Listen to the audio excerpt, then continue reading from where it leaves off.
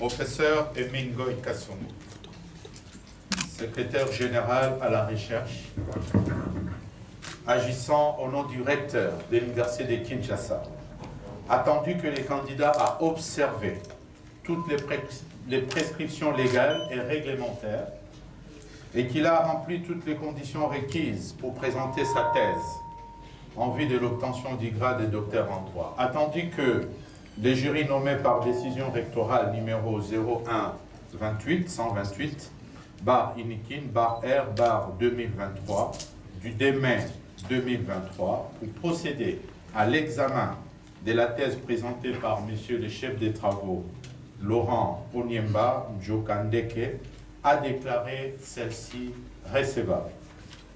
En vertu des pouvoirs qui nous sont conférés par l'arrêté ministériel numéro 255-4.min-MNB-RMM-2023 du 18 mai 2023 portant nomination des secrétaires généraux chargés de la recherche, spécialement en son article 3e et en exécution des dispositions de l'article 15 de l'ordonnance loi numéro 081-142 du 3 octobre 1981 portant création de l'université de Kinshasa, autorisant la soutenance publique de la thèse de doctorat en droit de Monsieur le chef des travaux Laurent Onyemba Njokandeke, et passons la parole. Messieurs les professeurs, membres du jury, l'étude de partis politiques a toujours été une étude multidisciplinaire. Nous avons eu le goût de présenter ce travail parce que nous avons fait un constat. Le constat de la déliquescence de l'État congolais et de ses institutions telles qu'est dit dans notre Constitution. Le titre est ainsi donc « Le parti politique et la construction d'un État de droit constitutionnel en République démocratique du Congo. Contribution à la théorie du droit constitutionnel congolais des partis politiques. » Pour les communs des mortels, c'est une recherche de sciences politiques. Pour les plus avisés, c'est une recherche de sociologie politique. Mais pour nous, c'est une question qui s'opère sur des champs, parce que ces mariages méritent d'être élucidés entre le parti politique et l'état de droit constitutionnel. Nous avons ainsi donc fait un rêve, parce que la thèse est un rêve, c'est une utopie de grandeur, de trouver une idée nouvelle qui avance la société. Et c'est quoi l'idée? Le mariage entre le parti politique et l'état de droit. Autrement, il n'y a pas d'état de droit constitutionnel sans parti politique. Les amis d'autres disciplines risquent de dire, mais dans le royaume, dans les monarchies, comment gouverne-t-on parce qu'il n'y a pas de parti politique au sens congolais? Mais le gouvernement qui met en musique le programme ne peut s'observer qu'au travers l'avènement ou la structuration des partis politiques. Et parce que nous avons estimé pour nous qu'il n'y a pas d'état de droit constitutionnel sans parti politique, nous avons été appelés à faire un constat. Comment ces partis politiques participent-ils à la construction de cet état de droit constitutionnel? D'où viennent les partis politiques? Où en sommes-nous avec les partis politiques? Le professeur Evangeliste Bouchard écrit entre le faucon et les colombes, où vont les partis politiques? Je pense, 22 ans après, j'estime que c'est l'occasion de répondre que les partis politiques vont à la construction effectivement d'un état de droit constitutionnel. Mais est-ce que tous les partis politiques participent effectivement à la construction de cet état de droit constitutionnel? Telle est la question fondamentale qui en fait invalide toutes les théories sur l'État et sur les partis politiques en soi. Mais la réponse est immédiate parce que le professeur Georges l'a dit, la structuration, mieux la déstructuration actuelle de nos institutions est dictée essentiellement par la prolifération des partis politiques, par le caractère patrimonial de leur identité, avec une politique qui baigne dans une sorte de parentalisation telle que les partis politiques ne participent nullement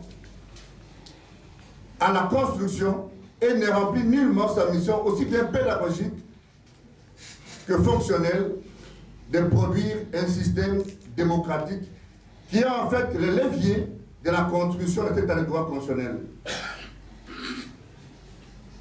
Voilà pourquoi le besoin de participer à cette éclosion est né en nous. Mais on ne s'est pas arrêté au constat. Nous sommes allés au-delà du constat pour proposer une contribution. Mais comment contribuer dans un domaine aussi complexe tel que planté par des techniciens? Vous avez entendu parler du membre du jury.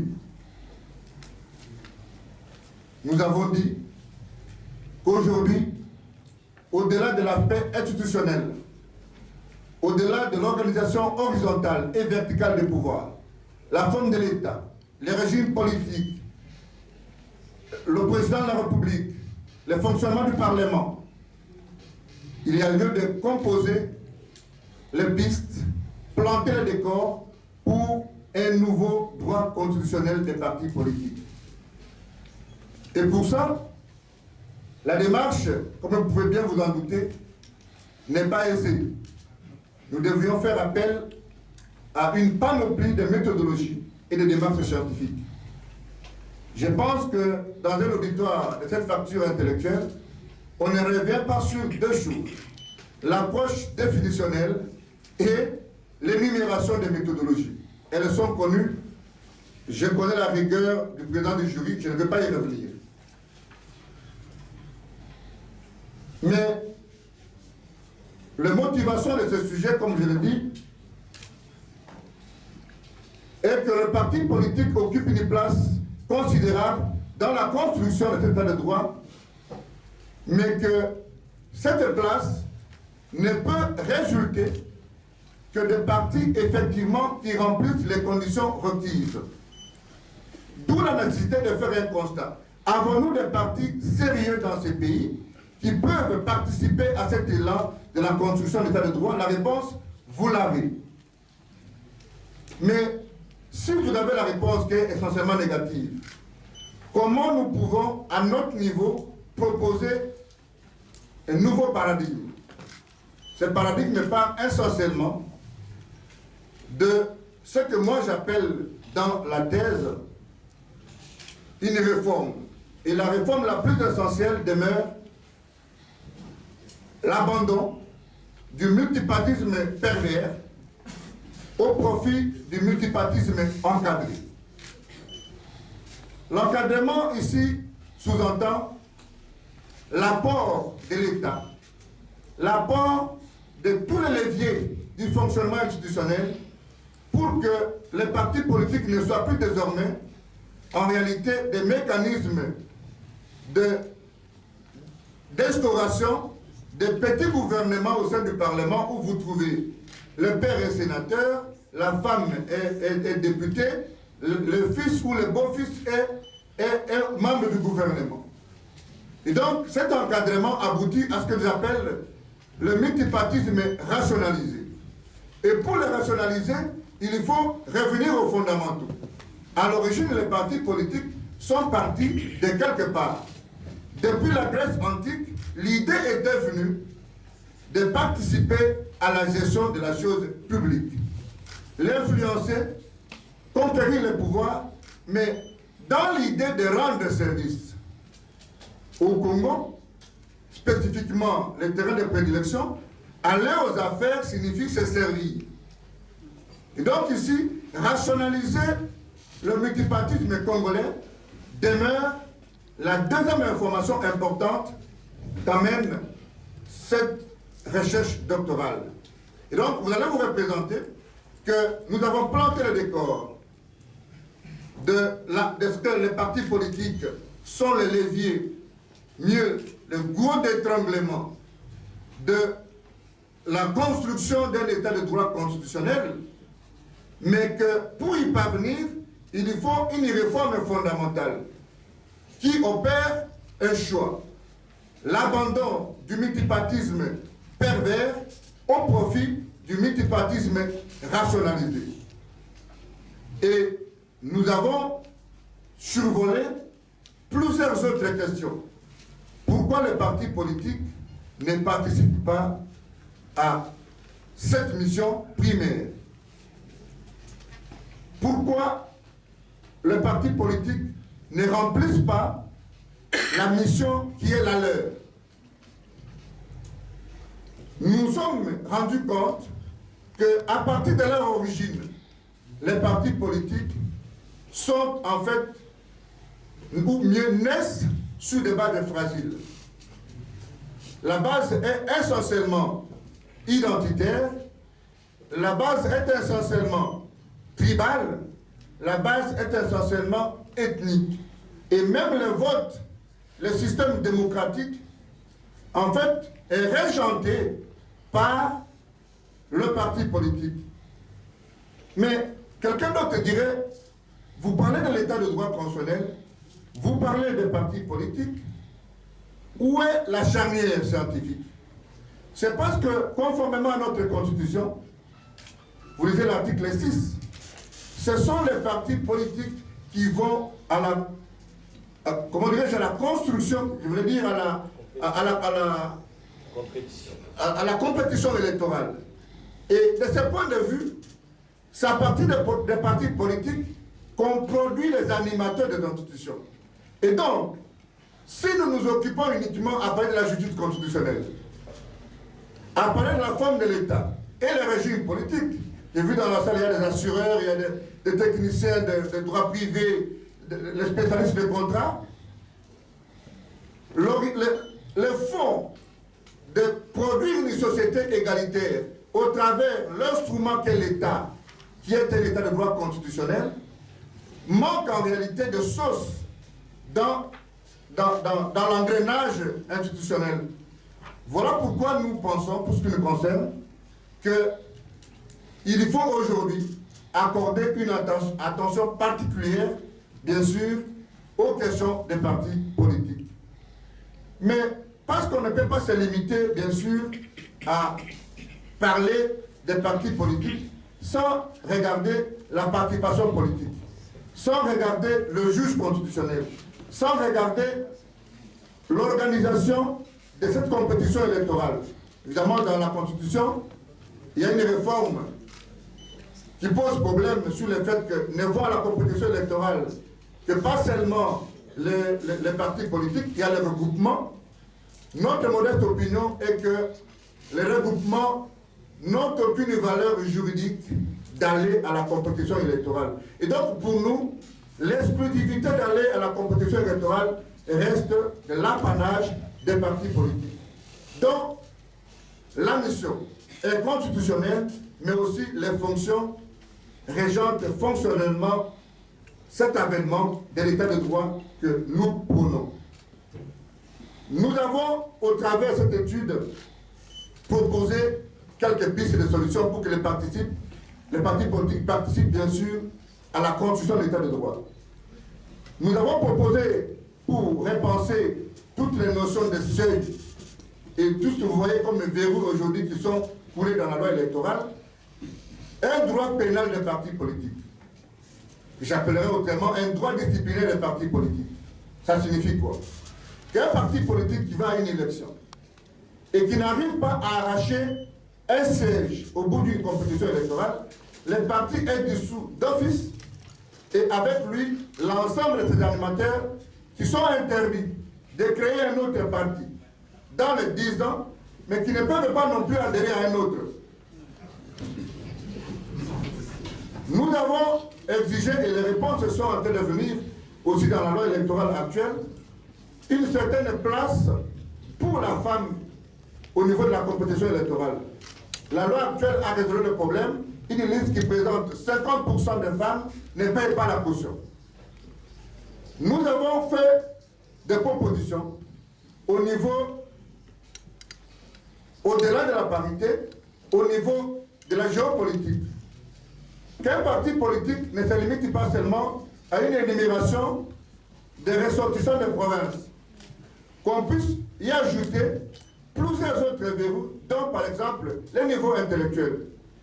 Nous avons proposé d'autres réformes telles que le parti politique au niveau de l'agrément puisse absolument amener la preuve qu'ils ont, par exemple, des centres d'encadrement et d'éducation civique. Parce qu'en réalité, la question des partis politiques est une question de civisme. On ne peut pas concevoir qu'un parti politique naisse et fonctionne sans remplir des missions qui sont constitutionnelles. La formation de l'opinion. On peut exiger aussi au niveau de l'agrément, par exemple, que chaque parti politique ait une télévision pour sensibiliser et former l'opinion dans le sens, bien sûr, des missions qui sont du reste constitutionnelles. Et au regard de ce que nous avons avancé et étudié par ce que j'appelle les sondages que nous avons menés, nous nous sommes rendus compte que, de par l'origine, le parti politique ont effectivement et suffisamment contribué à la construction d'un état de droit constitutionnel, mais que ce n'est pas tous les partis politiques qui remplissent cette mission. Pour la remplir, il y faut des réformes. Les réformes, nous les avons énumérées, pour ne pas nous répéter bien sûr, mais qu'aujourd'hui, il y a un besoin immédiat de quitter les multipartismes pervers et rentrer au multipartisme rationalisé, qui est en fait la clé pour la construction d'un état de droit constitutionnel dans notre pays. Nous avons dit. Le jury chargé de procéder à l'organisation de l'épreuve de thèse de doctorat en droit a examiné la thèse présentée par le candidat, monsieur le chef de travaux, Laurent Odiemba Djogabdeki, en vue de l'obtention du grade de doctorant. Après délibération à huis clos, le jury a pris la décision suivante. Monsieur le chef de travaux, Laurent Odiemba Djogabdeki a réussi avec la mention la plus grande distinction. Retirer le grade de docteur en droit au candidat précité. Fait à Kinshasa le 18 août 2023, le président du jury, professeur Grégoire Bakalteja, Professeur Emin Goy Kassogo, secrétaire général à la recherche.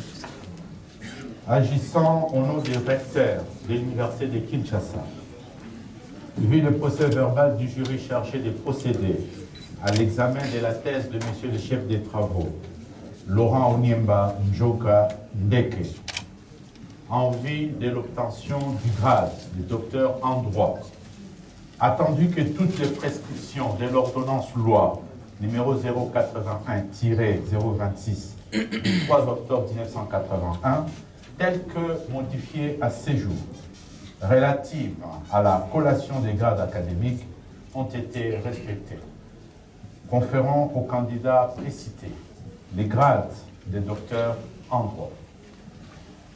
En foi de quoi, nous lui remettons le présent diplôme et les insignes de l'université et déclarons qu'il a la jouissance de tous les droits et avantages attachés au grade académique obtenus conformément à l'ordonnance loi dont référence ci-haut.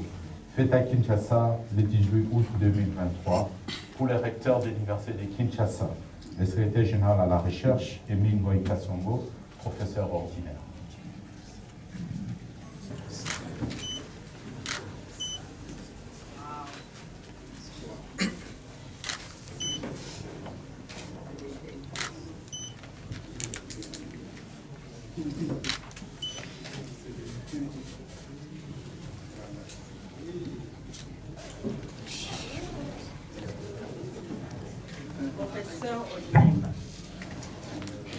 Philippe Fagnon, qui va également vous distinguer que vous êtes né de la fille aînée des libertés congolaises, à savoir l'université de Kinshasa.